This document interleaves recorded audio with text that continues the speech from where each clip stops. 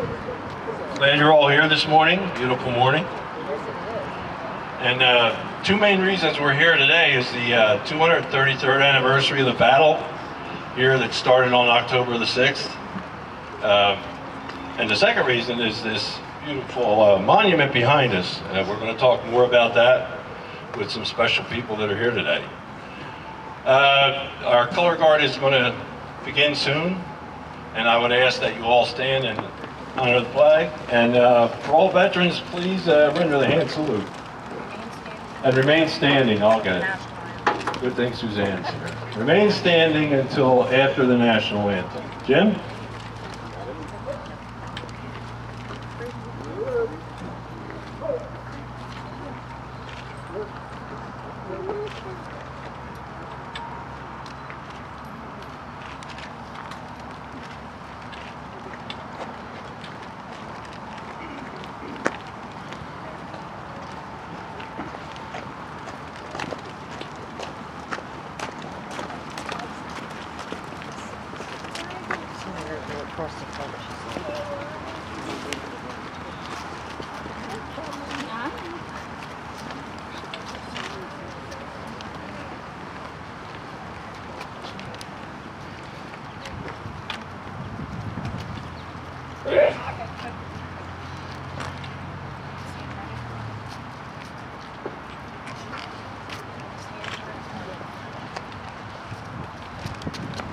Our invocation will be given by Betsy Naylor, chaplain of the DA.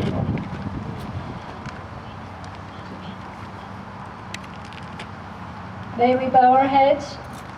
Heavenly Father, we give you thanks for our patriot ancestors who had the courage to settle this great land and the vision to build a strong nation.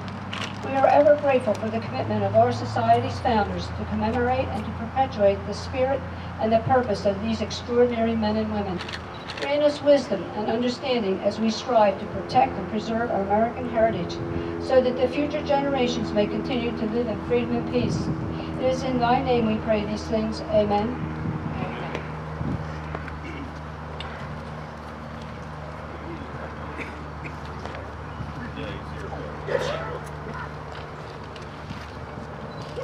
We're now going to do the Pledge of Allegiance. I pledge allegiance to the flag of the United States of America and to the republic for which it stands, one nation, under God, indivisible, with liberty and justice for all.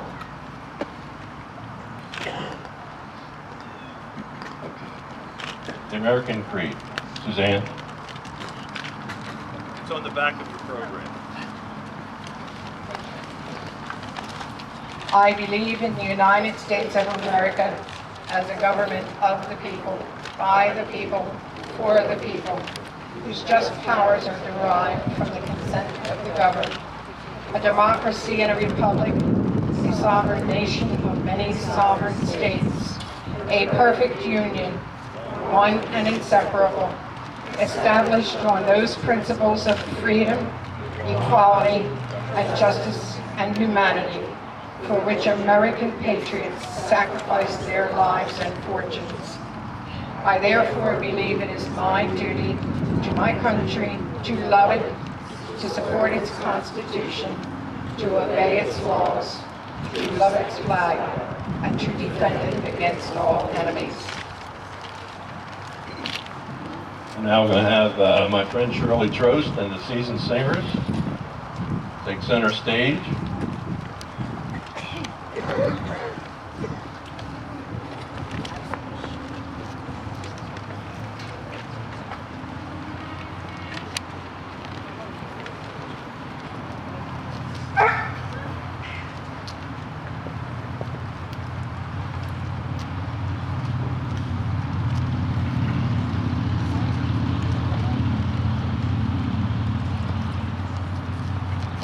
Good morning. I'm not using a microphone, I'm using my teacher voice. And I think you can hear me. If anyone can't, let me know. My name is Shirley Trost. I am not the director of this fine group. The director is on a cruise with his wife. And he asked me to do it. I said, all right, I will. And I want you to know that we have a much larger choir than this in Four Seasons. But I am so happy that these people were able to come and sing for you. I am also glad that you included us in this fine celebration. Thank you so much.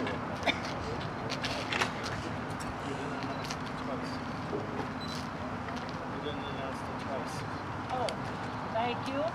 They changed something on me the last minute, and we are going to sing it first, and then we'd like to have all of you join in. Thank you, Jean.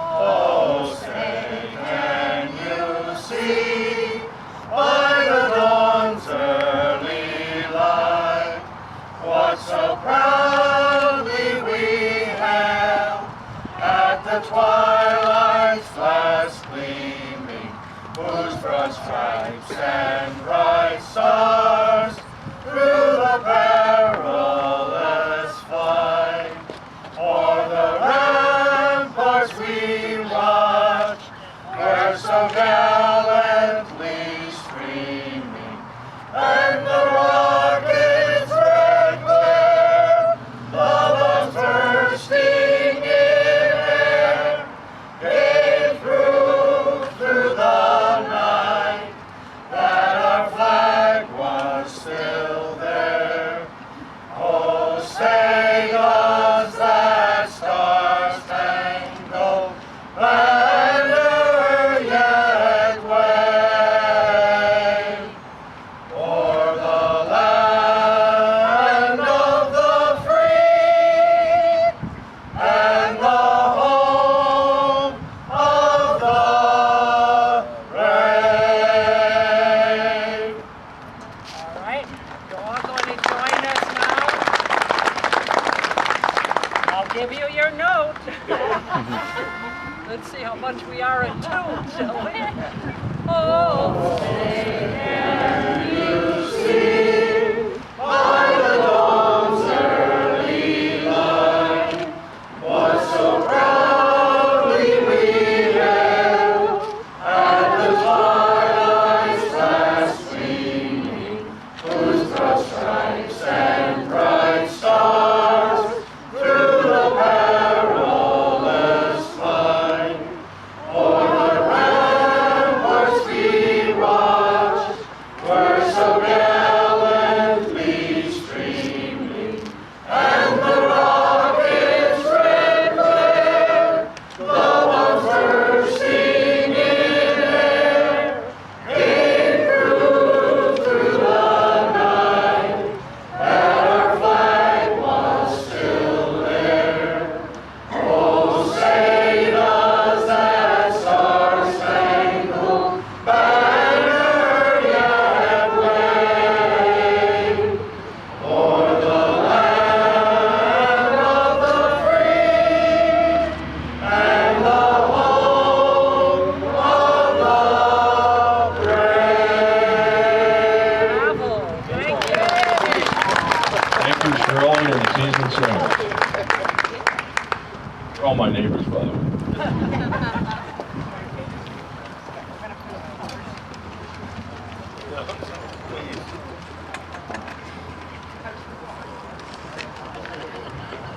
And we'd like the scouts to post the colors now.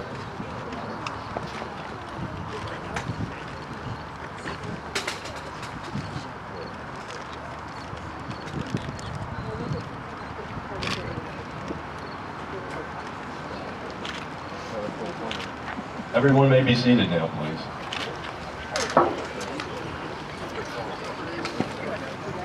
And now I'd like to introduce our friend and compatriot, Suzanne Smith, Regent of the General Lafayette Chapter, TAR. Thank you so much, Earl. We have many people to greet today, and we have greetings to bring to you. Among our guests today, we are happy to introduce to you descendants of the families who were very much involved, the integral part of this monument, from the concept, design, and delivery of this monument.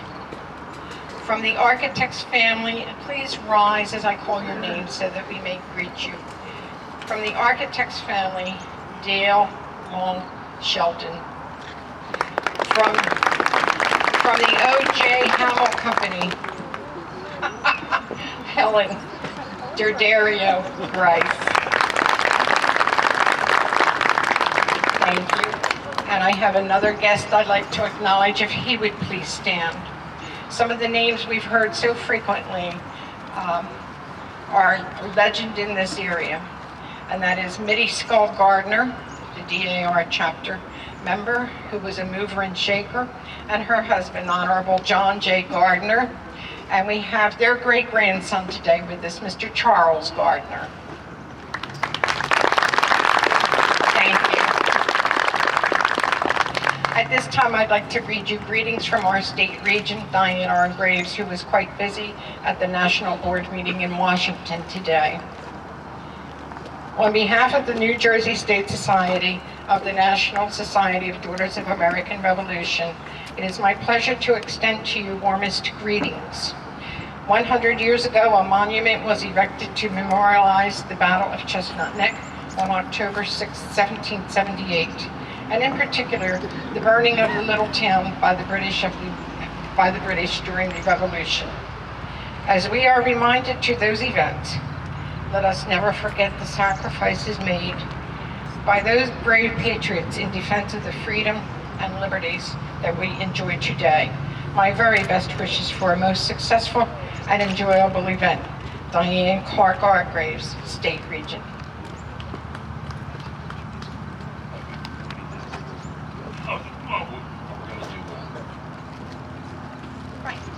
I'd now like to introduce the president of the Colonel Richard Summers chapter, Sons of the American Revolution, Reverend Norm Goss. They invited me in order to be politically correct, to make sure that the guys were included. Thank you, Suzanne. First of all, I want to welcome all of you and let you know that in the back we have some genealogy tables if you're interested in finding out how you could become part of either the DAR or the SAR, if you're related to people who fought in the 3rd Battalion or any other part of the American Revolution. Please go to the tables in the back. Second of all, I would like to make mention of a thank you. If you notice over here, there's a beautiful anchor posted. That anchor, as far as we can tell, I'm going to be very careful how I say this, because old anchors don't come with labels on them. But as far as we can tell, that anchor comes from the period of the time that this battle took place and all the British captive ships were sunk. And it's designed after that period, and we want to thank the folks from Chestnut Neck Marina for their gracious donation. And thank you. My glasses are foggy here. I know you have a Marianne. Yes, you're there too. Thank you very much to you and your family for donating that. They not only donated it, they came out and laid the concrete and did all the work, so we are greatly appreciative. I'd like to introduce you to the SAR State President, Clark McCullough. Clark, if you would just come here, and if you would introduce the other folks from the state that are here. Okay, with me this afternoon is my Chief of Staff, Mr. Robert Meyer. He's taking my photo right now. He's wearing the same uniform as I am. On behalf of the SAR, it's a great honor and privilege to be here at this dedication of the 100th DAR celebration of this marker and the 233rd commencement of the battle that our patriots fought against the British. And as Norman said, it's important that we remember the history of our country, and starting with the patriots, that's where we started. And we have many tables, as Norman indicated, that will help you get you into the organizations of the SAR and the DAR. We also have, of course, memberships with the CAR. And we don't have anyone present here today, but I'll be here with Bob we'll be glad to talk to you about that and getting your kids involved. It could be a family thing if we can get everybody involved. And once again, I hope you enjoy the day. We've got a great weather, and it's a great honor. Thanks. Thank you for driving down from that foreign land of North Jersey.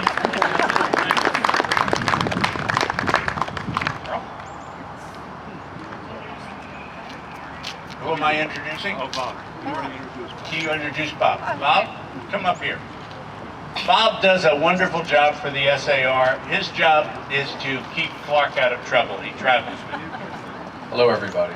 I want to say thank you for coming out today, but I also want to bring greetings on another organization, the Sons of the Revolution, which I am also a member in. So on behalf of the Sons of the Revolution, I would like to say greetings.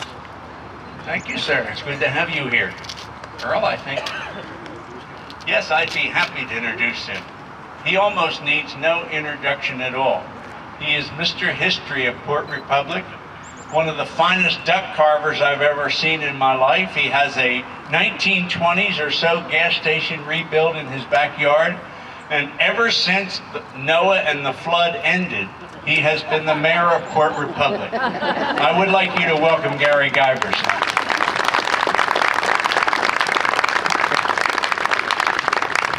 Well, thank you.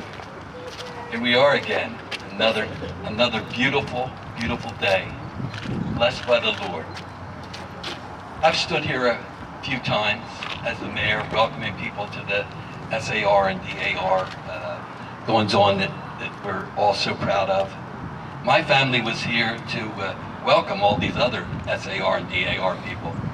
My blood goes back to the 1637 date, right here, and my family is related to about 5 or 6 different families that also lived here in Chestnut Neck at its origin. This was a shipbuilder's town. We had the beautiful river here, the Mullica, to my left. If you ever get a chance to canoe its headwaters, it's one of the most beautiful, pristine areas in America today, the Mullica River. Our beautiful Atlantic County is bordered on the north by the wonderful Mullica, on the south by the Great Egg Harbor River, to the east, the wonderful Atlantic Ocean, to the west, the most fertile farmland in America today. We are so blessed here in Port Republic to live in this wonderful county we call Atlantic. It's a really, really honor for me. I've stood here before and tried to reminisce and tell people I can smell the sulfur from the black powder. My heart is shaking as I hear the pounding of the cannon. Well, behind me today is a real one. We're going to smell the smoke. We're going to make our chest cavities rumble. Thank you for all the help from the SAR and DAR putting this wonderful event together. It's so nice for me to be able to do here. Congressman Lou Biondo was not able to come, and he asked me to read this portion of his address. I am pleased to have the opportunity to congratulate you as you celebrate the 233rd anniversary of the Battle of Chestnut Neck and the 100th anniversary of the Militia Man Monument. Both the battle and the monument serve as a reminder of the trials and tribulations faced during the American Revolutionary War. It is important to understand the vital role of Chestnut Neck and to the brave militiamen who fought so gallantly to protect our land. Thank you for your continued efforts in the preservation of our nation and community's history. Sincerely, Frank A. Lubiondo, Member of Congress.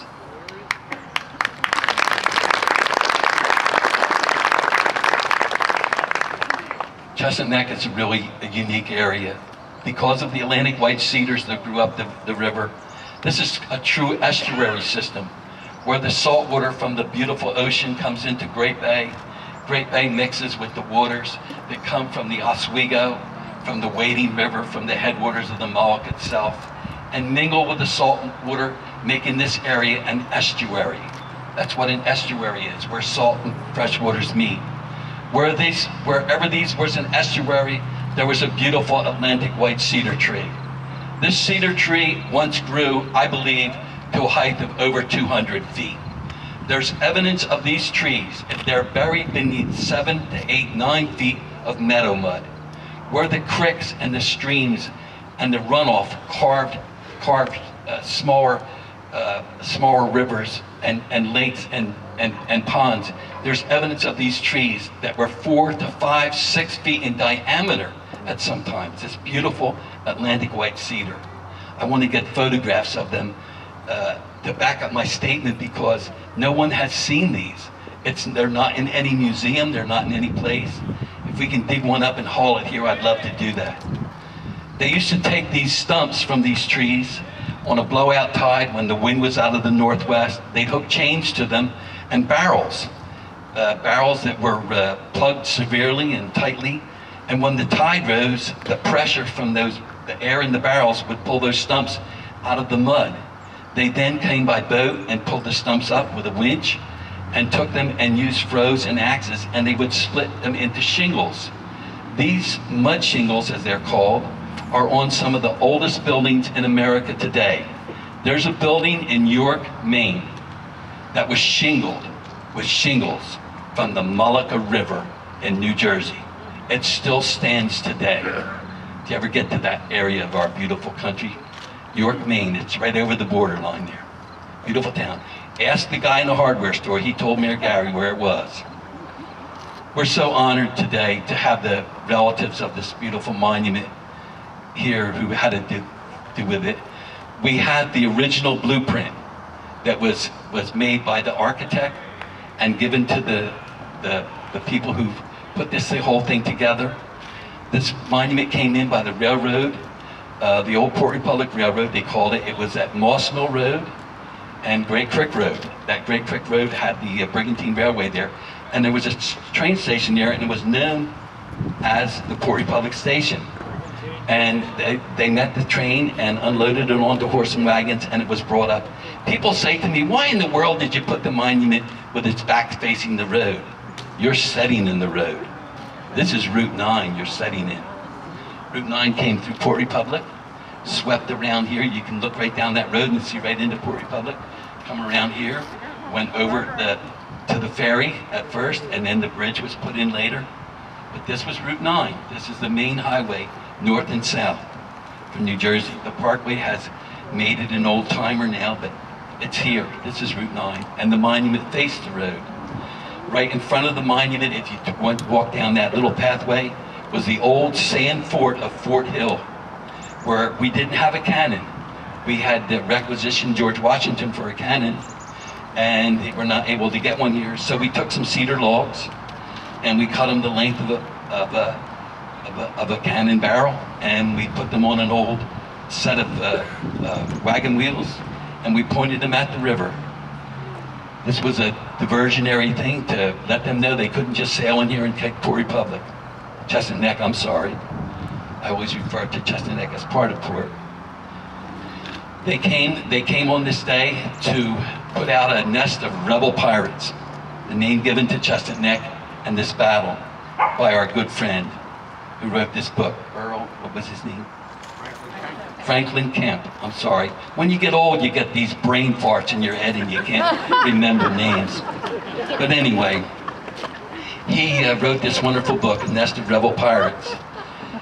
There was more tonnage brought into Chestnut Neck during the Revolutionary War as booty from the privateer captains who sailed from this area than any seaport in the United States of America at the time. And there's evidence of this fact because every single pound, every nail, every yard of cloth that was taken from the ships had to be documented, weighed, and they were sold at auction. The auction was posted in the Philadelphia Gazette, which is the Philadelphia newspaper at the time, and it had the largest spread of a newspaper. So there's evidence of the tonnage that was brought here. No town, no place in America can boast of a more successful privateering during the American Revolution than this hallowed ground which we now sit and stand on, Chestnut Neck. May God continue to bless this wonderful area, this wonderful town, this wonderful county, this wonderful nation. And I am so honored and so rewarded just to be the mayor of this wonderful little town. Welcome, welcome, come back. Canoe the beautiful Mullica, the Egg Harbor River. Enjoy this wonderful county. I'd like to introduce you now someone for the county. Alex Marino, who has a presentation to give. Alex represents Dennis Levinson from the county. Thank you, Mayor. I don't know how to follow that up. I know Dennis Levinson. If you know the county executive, he would, because he's a retired history teacher, and he probably could speak. He's probably the only person I know who could speak longer than Mayor Gary on Chestnut Neck. But I am here on behalf of the Atlantic County Executive. He'd like me to present this to the citizens out here. On behalf of the citizens of Atlantic County Executive Dennis Levinson proudly joins the Colonel Richard Summers Chapter, New Jersey Society, Sons of the American Revolution, in commemorating the 100th anniversary of the Militia Man Monument and the 233rd anniversary of the Battle of Chestnut Neck, Atlantic County's only Revolutionary War battle, presented today, October 8, 2011. Thank you.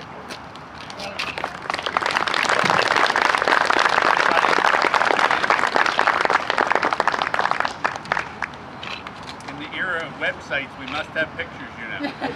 Thank you very much. Thank you. If I could just add something to what Gary said very briefly. First of all, the Franklin Kemp's book, A Nest of Rebel Pirates, is available at the Batstow store, and it really is a treasure to read. We have, since he wrote, we have uncovered 30 pension applications handwritten in 1832 by the soldiers who were here. And so we have been able to add to it. There will be an article in that first-person kind of mindset appearing in the Atlantic Heritage Center Journal, which comes out in February, that I have a deadline on getting done by the end of the month. What I want to say to you is, when you come here and you think of the British coming, and then you think of the American militia retreating back through port and over to Leeds, you say, why? Because they were ordered to do so. Washington's policy is you do not lose hundreds of good soldiers on a battle that you can't win. He thought that both stupid and immoral. I think he was right. And so when the British came in, they were serious. They didn't come in 2 rowboats.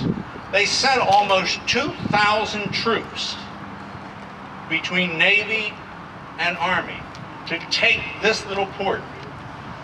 This was feeding Washington in Valley Forge.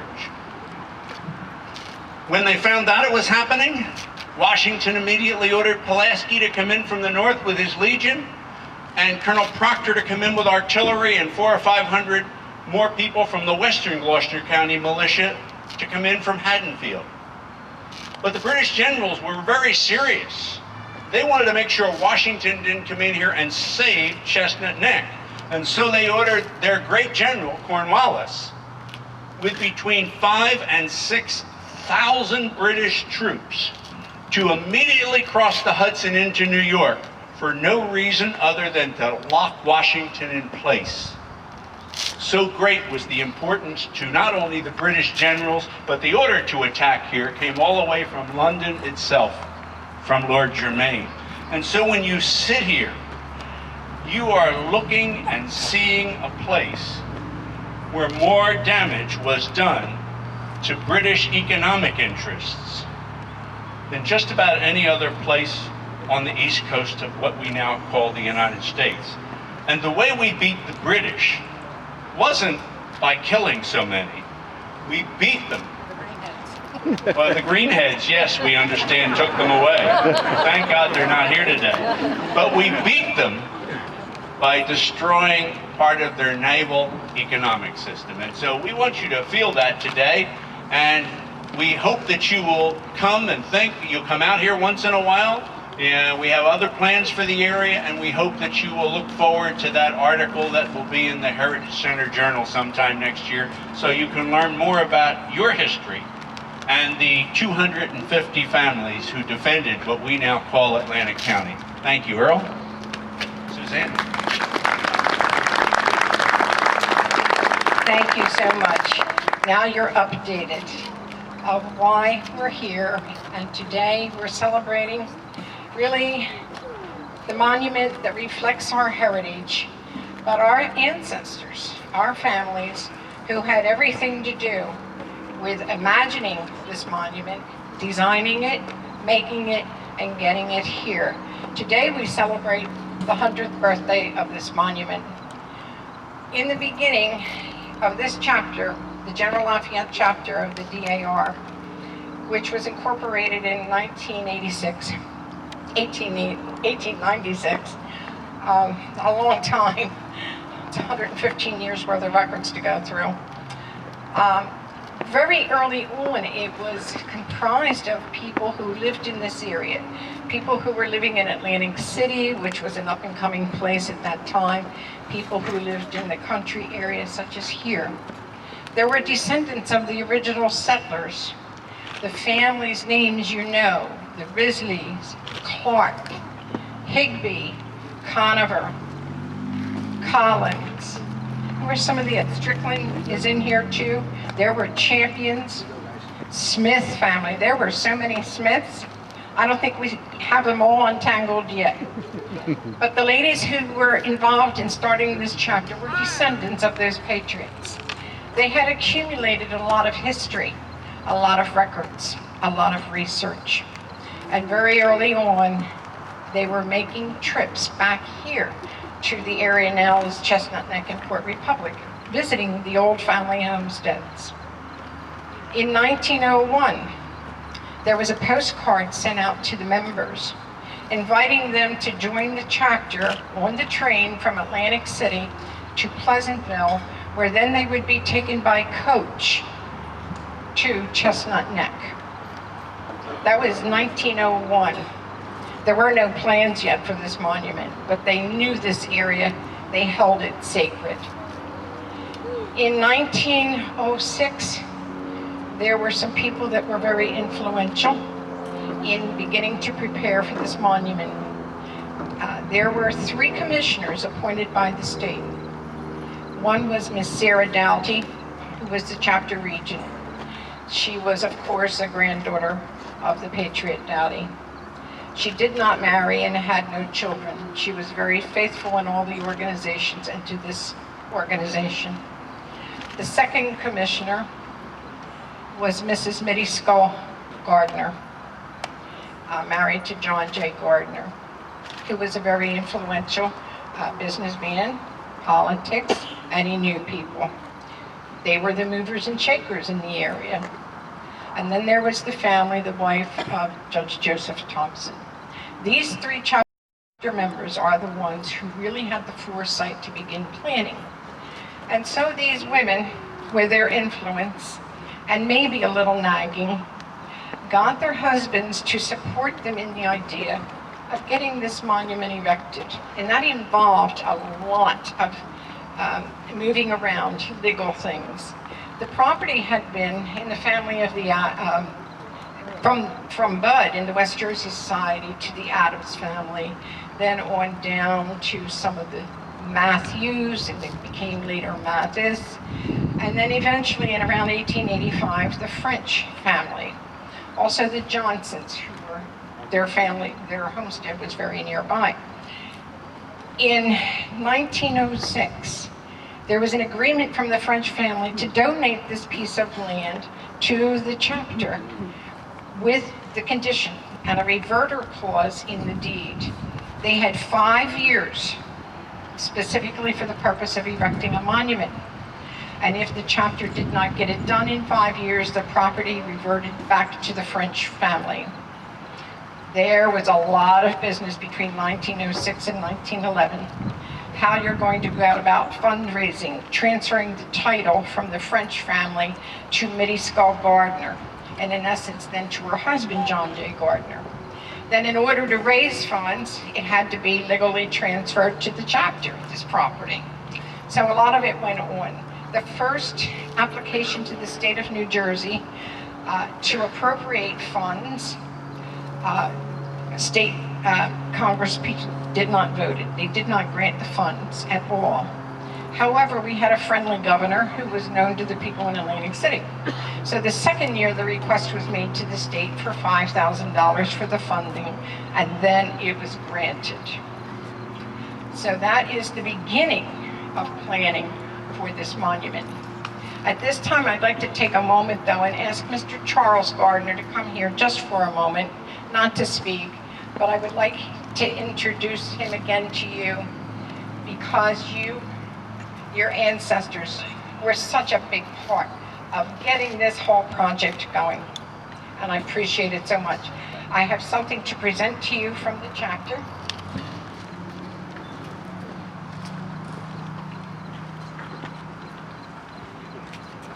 On behalf of the chapter, a photo of the monument as it is now.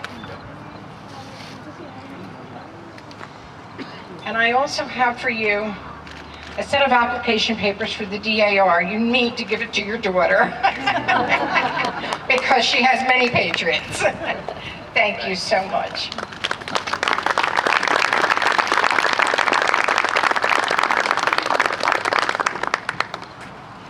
The second person I'd like to introduce, if you would please come and accompany me, Dale.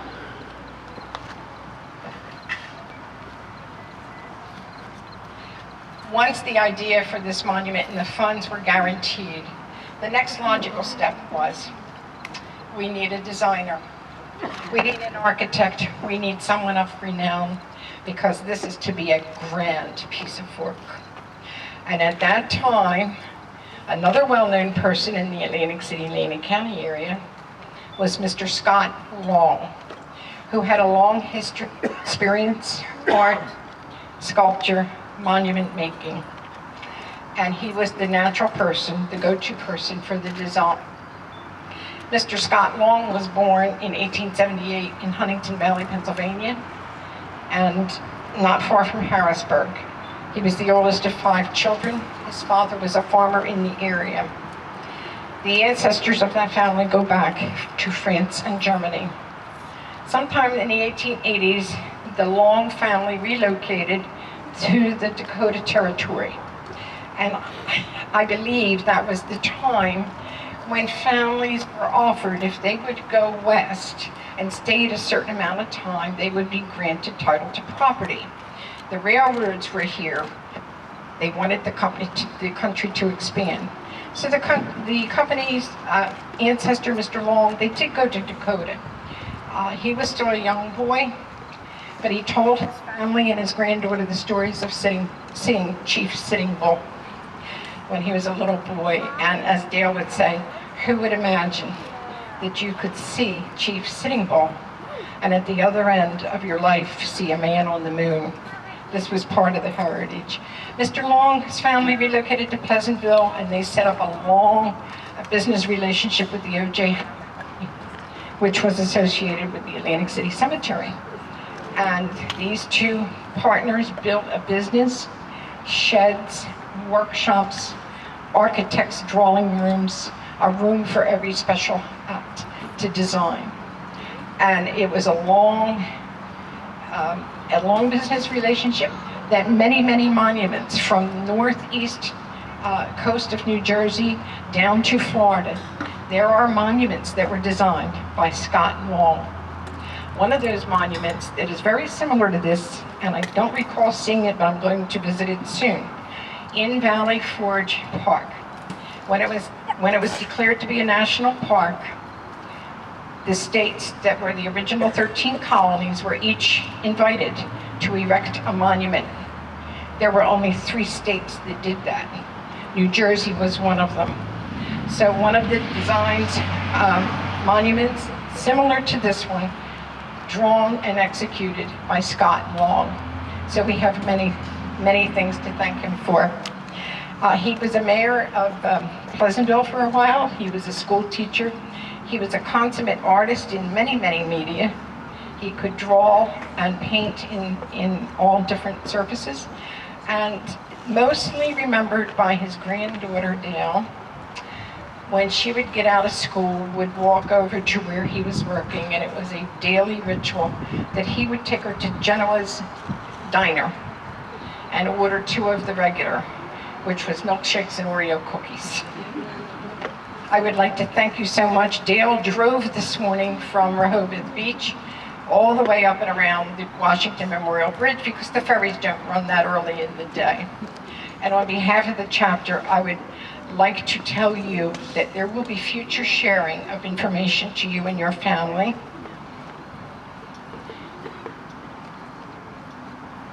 And we present to you today's monument picture. We thank you so much.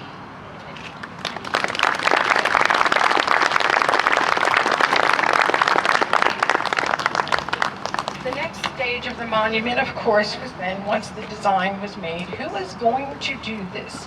Who are going to be the cutters? Well, there was only one natural choice, and that was the O.J. Hamel Company, right here, of course, doing business with Atlantic County and city and the government people. So we have the great-granddaughter of O.J. Hamel. We have Helen D'Addario Grice to tell us about the Hamel Company. The one thing that I found really beautiful about planning for today is these descendants, although they knew the names of the other companies involved, they had never met. So you have been introduced to one another today, and I am really thrilled to be part of that. The other thing we found out from talking with these families is that there is very little papers or history, very little records that were left to these descendants, unfortunately, because when the companies were sold, the records went with them. And in finding out that there's very little resources the family have on this monument, we pledged that we are going to work with them to try to develop a little scrapbook and share as much as we can about Chestnut Neck with you, so that you can have that for your family. At this time, Helen's going to tell you about O.J. Hamel. Thank you, Suzanne. Thank you. Good morning. Is it still morning? It's still morning. And I will say thank you for that. I'll say on behalf of the Long family and the Hamel family, that's wonderful too. The paperwork may not be there for what went on with erecting this monument, but I can tell you it was a regular part of what I heard in my family. My grandmother, Helen Hamel Jones, and her father, O.J. Hamel, were very, very proud of this monument. And I can tell you I spent many a hot, greenhead, buggy summer day stopping here on our way to the new Gretna house, if anyone remembers that, where my grandmother loved to eat, and we could not go by this monument that we did not stop. And I actually find myself to this day going up Route 9, and many a time I swing through here because I know they'd be upset if I didn't drive through. But it's a really great heritage. It's a wonderful monument. My great-grandfather was so proud to have been involved with this, and I'm quite sure it was at the urging of his wife, Grace Underwood North Hamel. She was a member of the DAR, and I know that one of those nagging wives was her as she got him to participate in this project. O.J. Hamel Company actually started as a marble yard in Absecon. The marble yard was located at Cherry Court and Station Avenue. Now, you may not know what Cherry Court is, but it's that street that looks like an alley that goes behind the First National Bank of Absecon on New Jersey Avenue and comes out at the turn on Station Avenue. And there was a marble yard that was established there in 1866, which was actually the year that O.J. Hamel was born. It had several different owners. It actually was owned by a cousin of his, Frank Hamel, and in 1888, I believe it was, O.J. Hamel took over the company. He moved the marble yard just a few years later down to Shore Road and West Jersey Avenue, I believe it is, in Pleasantville. And it was just a few years after that that they purchased the land in what is now the center of the Atlantic City Cemetery and built a huge showroom, office, factory, stable that was totally state-of-the-art at the time. They had been using marble up to that point in time. If you've ever been through an old cemetery in any state on the northeastern coast, you know marble doesn't hold up. It's a soft stone. And they were switching over to granite, and they needed the tools to do the job. So he invested in gas engine powered pneumatic chisels and drills and a sandblasting room, which I remember as a little girl because I was forbidden to go anywhere near it. We used to love to explore in the old shop when we were kids. My parents figured that there was nothing we could break except ourselves, so they kind of let us go. You can't break a whole lot of stone except yourself. We crawled around all the stones out in the shore yard, and we're in and out of the factory that was attached to that building. It was really a very interesting building. Scott Long had joined O.J. Hamel in 1899 and was instrumental in helping him design the factory. It was quite interesting. They built it right on the railroad. They had huge doors that would open on either side of the factory, and they designed a winching system that used to slide out from the side of the building over the flatbed railroad cars that would come down with huge blocks of granite, two to a flatbed car, so you can imagine the size of them, and would winch them up and take them into the factory where they were cut into the markers and monuments that were used in the cemeteries in this area. O.J. Hamel Company was quite large. They had over 100 offices east of the Mississippi River at their height, and they were still based in the office in Pleasantville. He was quite an important businessman and was elected for many years as the president of the National Retail Monument Dealers Association. He was quite proud of that. My great-grandmother, Grace Underwood North Hamel, was a descendant on two different lines, the Underwood line and the North line, from Patriots in the Revolution. And I can tell you that I was very surprised and quite pleased when I went to Boston a number of years ago to actually come across her North ancestors' grave in a cemetery in the center of Boston. In fact, it's the same cemetery where Paul Revere and Sam Adams are buried. I took a million pictures, as you can imagine. So I'm just telling you, my family's always been very proud of this monument. It's not the biggest one they ever built. It's not the most beautiful in some people's eyes. It's not the most well-known. But I have to tell you, my mother was talking to me last night. She was telling me about when she used to come up here with her grandfather, and she said he never visited this stone, that he didn't stand next to it and run his hand across the stone and have a special little look in his eye. So I can tell you, it holds a very special place in our hearts. Thank you for celebrating today with us.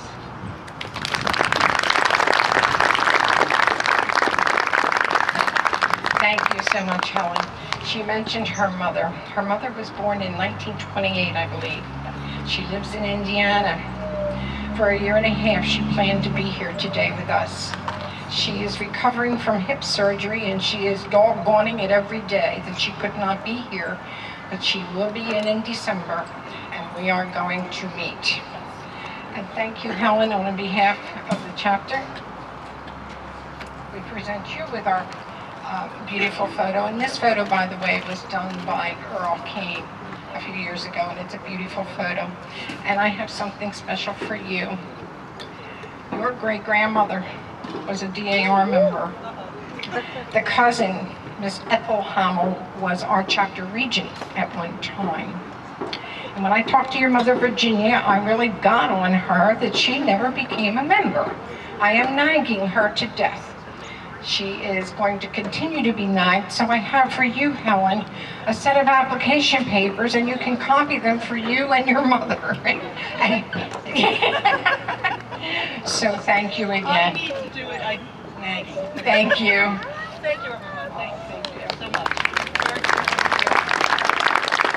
And Mr. Gardner, I'm so sorry. I had something for you also. Mr. Gardner did not know anything of his great-grandmother's family, the Skull family. She's my great-great-aunt, and I can fill in those pieces. So for you, copies of your books from the County Heritage Center, and you will find skull genealogy in there. Get started. Thank you very much.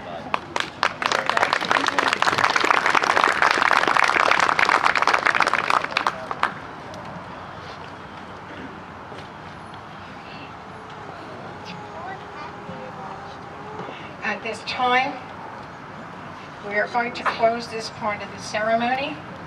We will remind you that at about 12:30, Cub Pack 21 will have a formal flag retirement ceremony right here in the back, and we ask that you could please join us for that. And we will be here for you to peruse the tables. I want to point out there's a few things for sale: the food cart, the popcorn bags. I think there's cupcakes. But on the DAR table, you're going to find some things of historic interest. For the donation of $1, you can pick up a laminated bookmark of the SAR, which lists the grave sites, cemetery sites of some of your patriots here. And the DAR bookmark has a list of all of the New Jersey patriots from General Lafayette chapter. We have blueprints of the monument, copies of the blueprints. And we have them in 2 different sizes, and they are for sale also, to hopefully start raising funds for us to preserve the surroundings of this monument. Thank you. Thank you, Susan. There are records that the DAR have here. They know where this marble came out of the ground from. There's an unbelievable history to this, and I have copies of it for your 2 families. That the DAR was gracious enough to allow me to have reprinted and copied. So before you leave today, I will make sure they're in your hands because you certainly deserve them. And thank you, Susan and the SAR and DAR for this wonderful, wonderful presentation. Anyone that can stand here and quote history like you just did, Susan, without a marker with the names and everything, I'm just in awe at your wonderful memory. And may God continue to bless both of your organizations who mean so much and keep the heritage of the sons and daughters of the American Revolution in all our hearts. May God continue to bless us. Thank you and enjoy.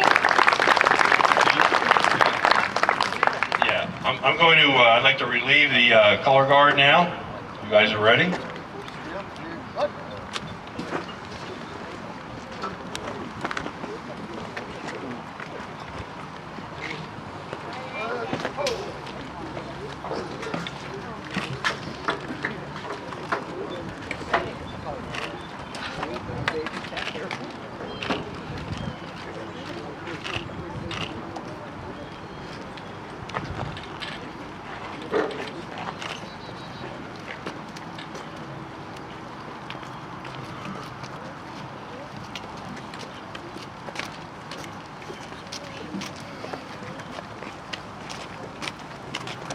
Okay, everyone, as has been mentioned, we're going to take a little lunch break. There's plenty to eat here. There's a nice little cafe if you want to walk about 300 feet. That's got $1 million view on the Mullica.